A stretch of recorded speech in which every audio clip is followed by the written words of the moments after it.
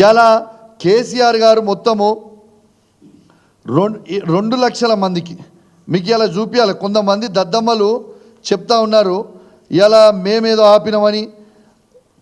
ఆపినామని చెప్తా ఉన్నారు, which is not correct. ఇలా కొందరు దద్దమ్మలు చెప్తున్నారు, చేతగాని దద్దమ్మలు కేసీఆర్ గారు ఇచ్చిన డబ్బుని కూడా ఇంప్లిమెంట్ వాళ్ళకి ఇప్పించే చేతగాని దద్దమ్మలు కొందరు చెప్తా ఉన్నారు. హుజురాబాద్ నియోజకవర్గంలో దళిత బంధు నేను ఆపిన అని చెప్తున్నారు. ఆ చేతగాని దద్దమ్మలకు చెప్తా ఉన్నాను, ఈ ఆపిన దద్దమ్మ ఎవరు? రేవంత్ రెడ్డి గారు కాదా? ఇవ్వండి, స్వయంగా ఇలా మీడియా సాక్షిగా చెప్తా ఉన్నాను. రేవంత్ రెడ్డి గారు ఎస్సీ కార్పొరేషన్ నుంచి ఎండి గారు కరుణాకర్ గారి దగ్గర నుంచి 33 జిల్లాలో దళిత బంధు ఆపండి అని ఆర్డర్ ఇచ్చింది. ఇది రేవంత్ రెడ్డి గారి ప్రభుత్వం ఇచ్చిన ఆర్డర్ కాపీ. మరి ఇలా ఆపిన దద్దమ్మ ఎవరు? రేవంత్ రెడ్డి గారు కాదా? ఇలా 2 లక్షల మందికి 2 లక్షల కుటుంబాలకి వెలుగు నింపాలని ఒక గొప్ప ఆలోచనతోని కేసీఆర్ గారు దళిత బంధు పథకం ఇస్తే ఇలా వాళ్ళకి దళిత బంధు పథకం ఇవ్వద్దు, ఫ్రీజ్ చేయాలి అకౌంట్లని ఆర్డర్ ఇచ్చింది రేవంత్ రెడ్డి గారు ప్రభుత్వమా కాదా? దీనికి జవాబు చెప్పండి.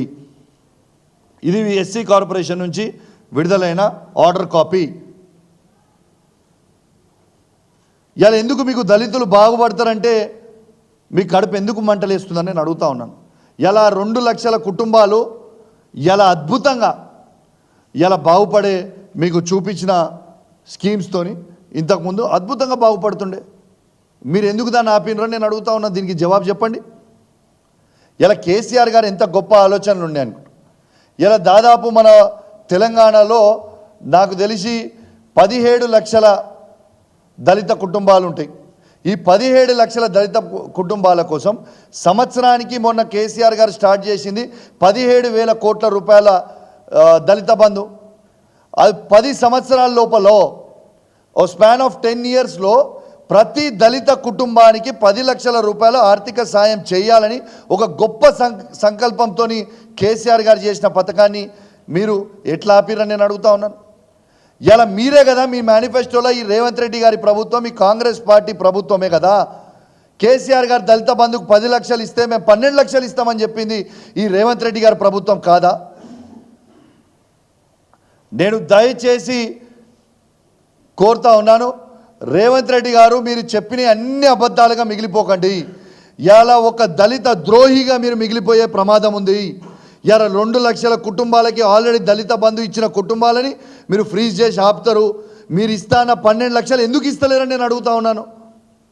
ఇలా నా హుజురాబాద్ నియోజకవర్గంలో కూడా మొత్తం 18,500 కుటుంబాలకి మీరు ఖచ్చితంగా 12 లక్షలు ఇవ్వాల్సిందే. ఇప్పుడు మేము ఇచ్చిన 10 లక్షలు కాకుండా ఇంకా అదనపు 2 లక్షలు కూడా మా హుజురాబాద్ నియోజకవర్గంలో మీరు ఇవ్వాలని నేను డిమాండ్ చేస్తూ ఉన్నాను. యావత్ తెలంగాణలో ఉన్న 119 నియోజకవర్గాలలో ప్రతి దళితుని అకౌంట్లో మీరు 12 లక్షల రూపాయలు వెయ్యాలని ఆ దళితుల పక్షాన నేను డిమాండ్ చేస్తూ ఉన్నాను. మీ మాట నేను గుర్తు చేస్తూ ఉన్నాను. ఆ మాటని మీ మాట మీరు ఎందుకు నిలబెట్టుకుంటలేరని నేను అడుగుతా ఉన్నాను.